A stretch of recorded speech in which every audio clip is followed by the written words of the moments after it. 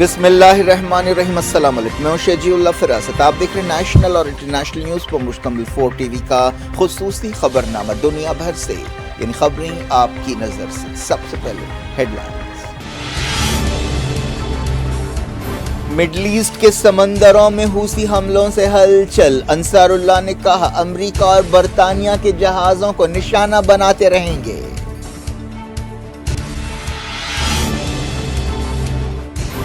عراق اور سیریا میں revolutionary guards کے حملے، ایران نے کہا داعش اور موساد کے اڈوں کو نشانہ بنایا، مڈل ایسٹ میں جنگ پھیلنے لگی۔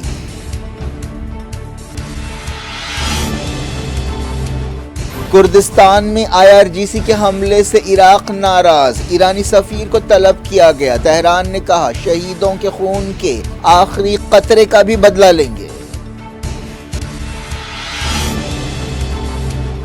غزہ میں جاں بحق فلسطینیوں کی تعداد 24,285، 24 گھنٹوں میں 158 ہلاکتیں۔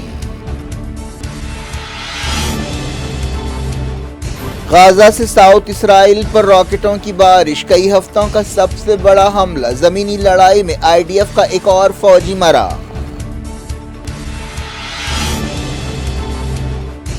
تل ابیب کے قریب کار سے ٹکر، چاقو سے حملے، ایک اسرائیلی عورت ہلاک، 18 زخمی۔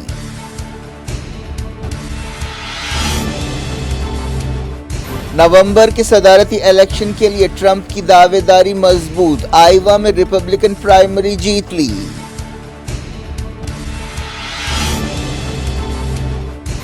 عمران خان اور بشرا بی بی کے خلاف غیر شرعی نکاح کیس میں چارج شیٹ، سابق وزیر شیخ رشید کو گرفتار کر لیا گیا۔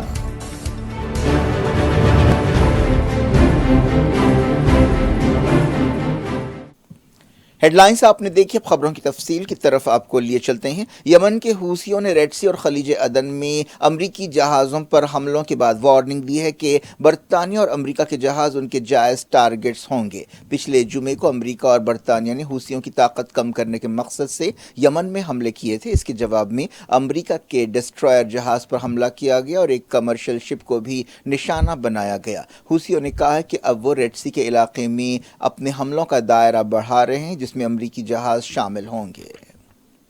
امریکہ اور برطانیہ نے حوثیوں کو اسرائیلی جہازوں پر حملوں سے روکنے کے لیے یمن میں کارروائیاں کی تھیں۔ غزہ جنگ شروع ہونے کے بعد سے حوثی اسرائیلی مفادات کو ٹارگٹ کرتے رہے ہیں۔ نومبر سے انہوں نے اب تک ریڈ سی میں درجنوں جہازوں پر حملے کیے ہیں۔ اس وجہ سے عالمی شپنگ متاثر ہو رہی ہے۔ ریڈ سی سے دنیا کی تجارت کا بڑا حصہ گزرتا ہے۔ اب کئی جہاز افریقہ کا چکر لگا کر یورپ سے آ جا رہے ہیں۔ ان حالات میں جہازوں کا سفر کئی ہزار کلومیٹر بڑھ گیا ہے، جس کا لازمی اثر دنیا بھر میں سپلائی چین پر پڑ سکتا ہے اور ضروری چیزوں خاص طور پر آئل کی قیمتوں میں اضافہ ہو سکتا ہے۔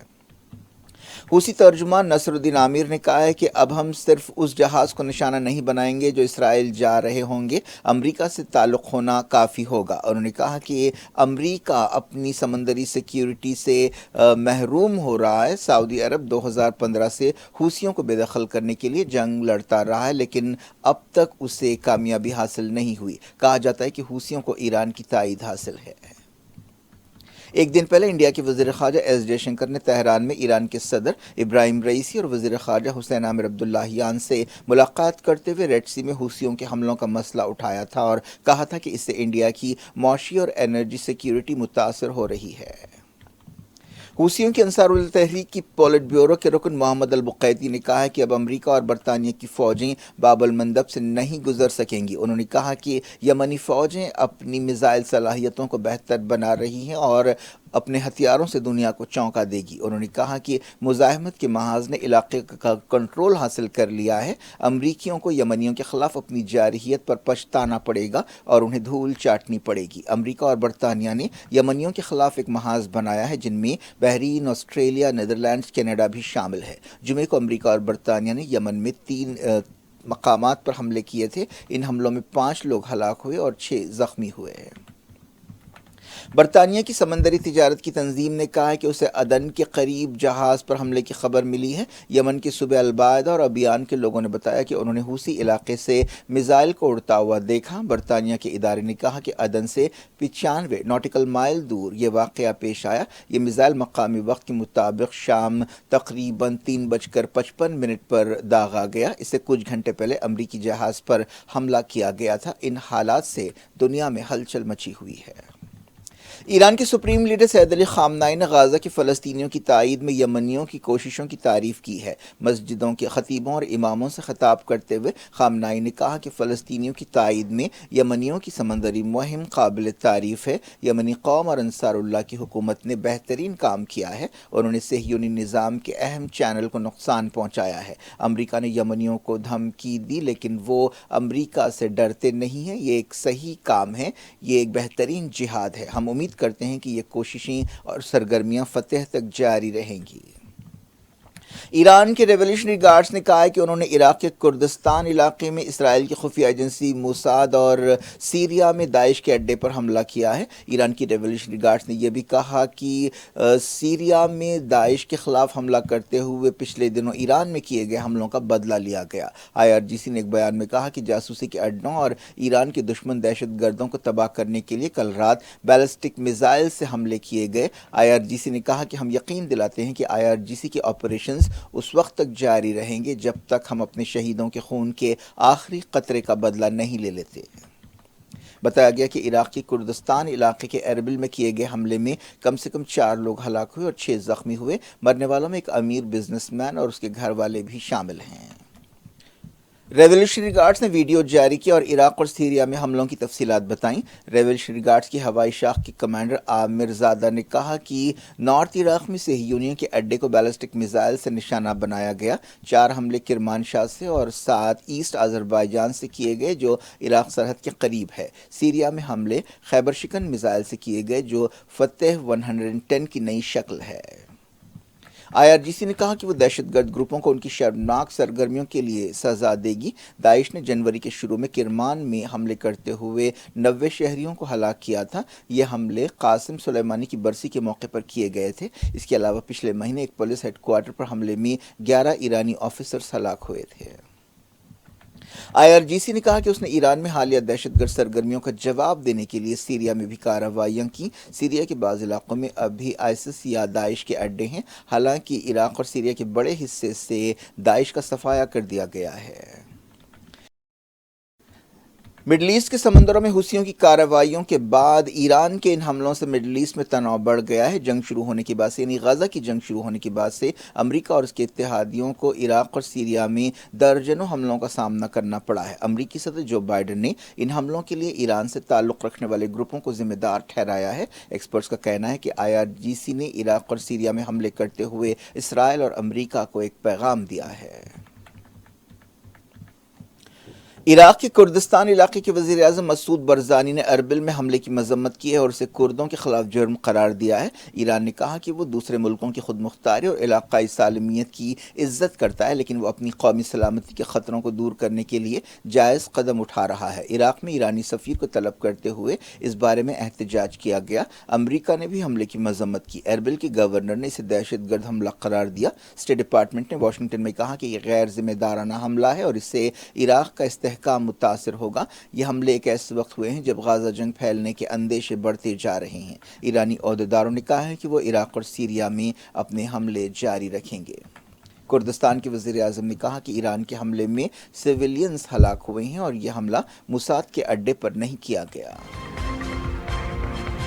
کو مڈل ایسٹ کے حالات جاننے کے لیے اور سمجھنے کے لیے دیکھتے رہیے دنیا بھر سے۔ غزہ میں جاں بحق فلسطینیوں کی تعداد 24,285 ہو گئی ہے۔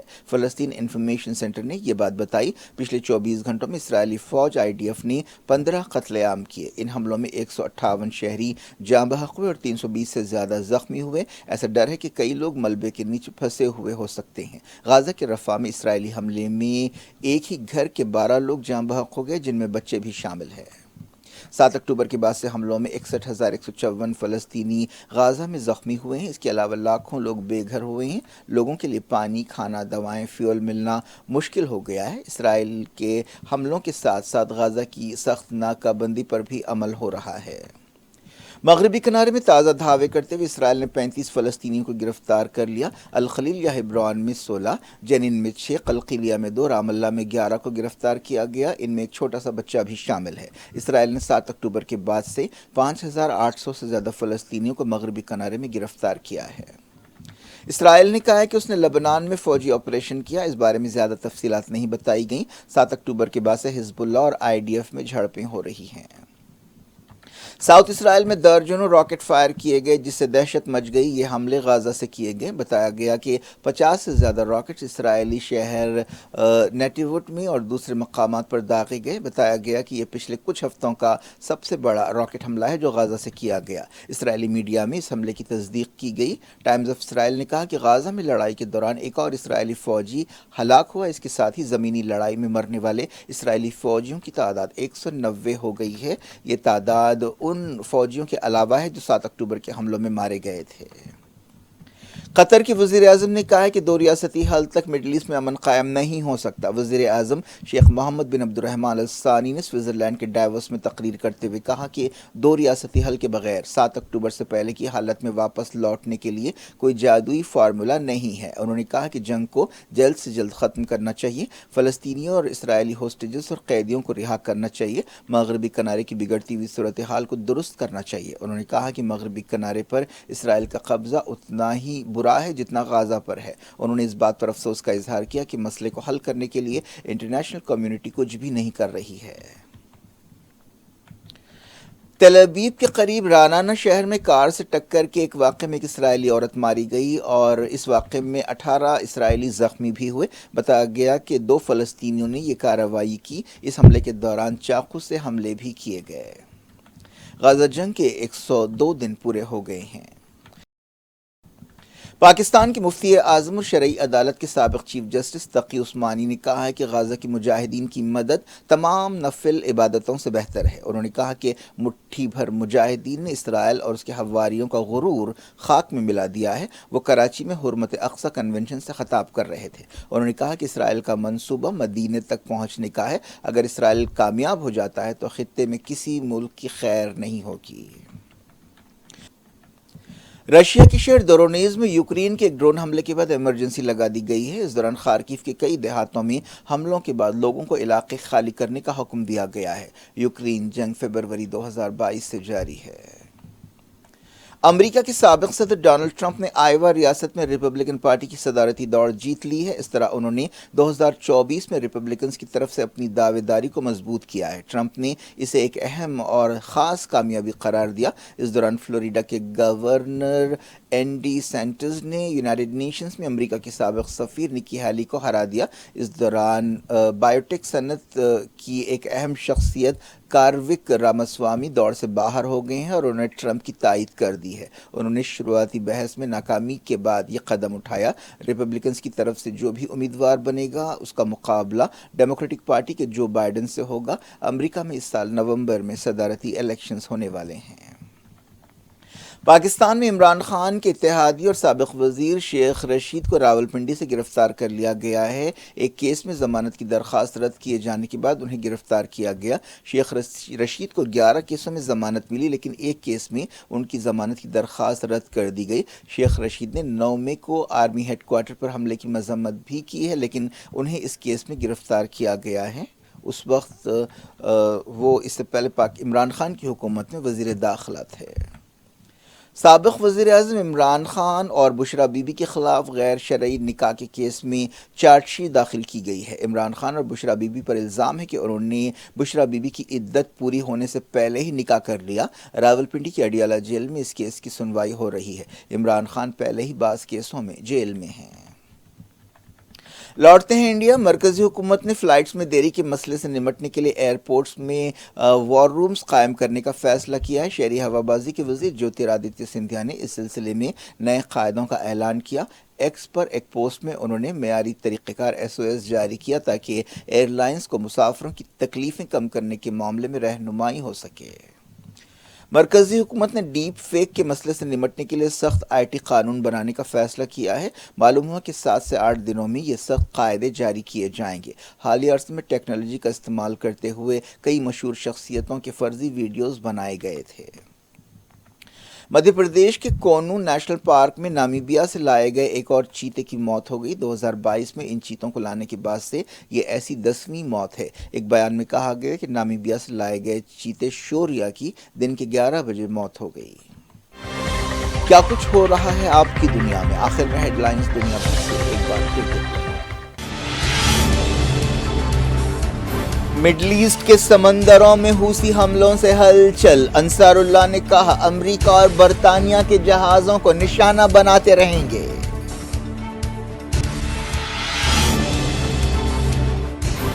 عراق اور سیریا میں ریولیوشنری گارڈز کے حملے۔ ایران نے کہا داعش اور موساد کے اڈوں کو نشانہ بنایا۔ مڈل ایسٹ میں جنگ پھیلنے لگی۔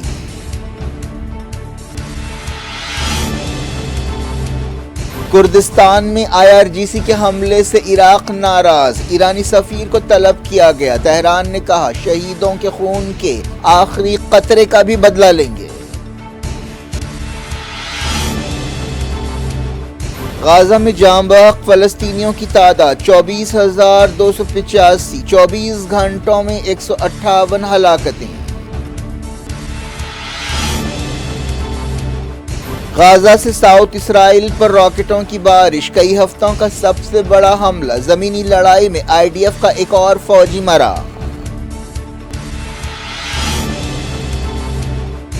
تل ابیب کے قریب کار سے ٹکر، چاقو سے حملے، ایک اسرائیلی عورت ہلاک، 18 زخمی۔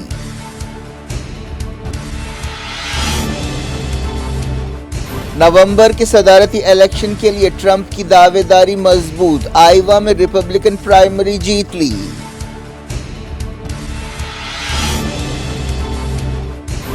عمران خان اور بشرا بی بی کے خلاف غیر شرعی نکاح کیس میں چارج شیٹ۔ سابق وزیر شیخ رشید کو گرفتار کر لیا گیا۔